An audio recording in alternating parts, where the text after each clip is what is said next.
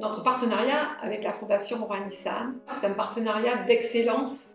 Ça fait 12 ans maintenant que nous travaillons ensemble et nous avons travaillé dans peut-être 6 ou 7 provinces chinoises différentes. Nous n'avons jamais cessé de travailler ensemble.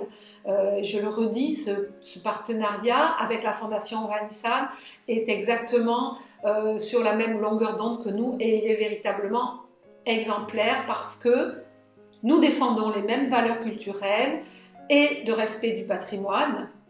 Et toutes les personnes rencontrées en Chine dans ce cadre et dans les différentes provinces où nous avons eu des chantiers partagent exactement ces mêmes standards de qualité, ce qui est pour nous une référence extrêmement importante.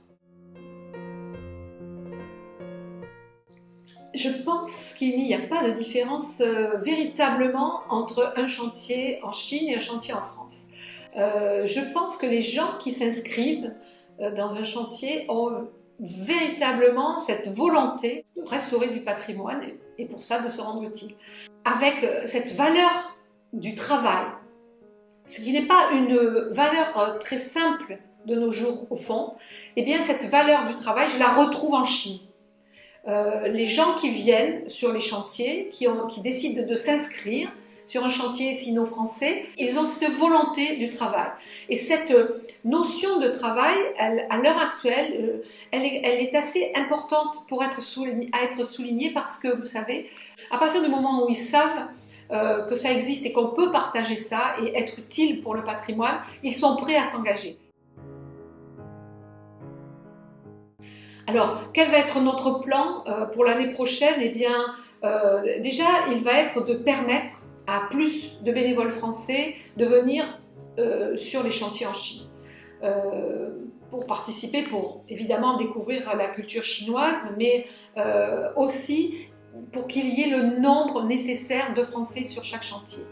Et donc, nous avons décidé d'ouvrir des bourses de mobilité. Nous donnerons de l'argent aux jeunes Français, aux Français en général, qui voudront venir en Chine pour participer au chantier pour qu'il y en ait plus.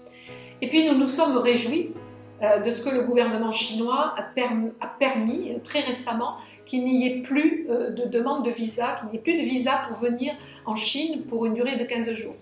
Et puis, nous pensons aussi que nous allons proposer à des organisateurs chinois de venir se former en France, toutes les parties prenantes de la culture, qui ne savent pas encore comment faire un chantier, qui n'ont pas encore les outils nécessaires pour la mise en place de ce dispositif.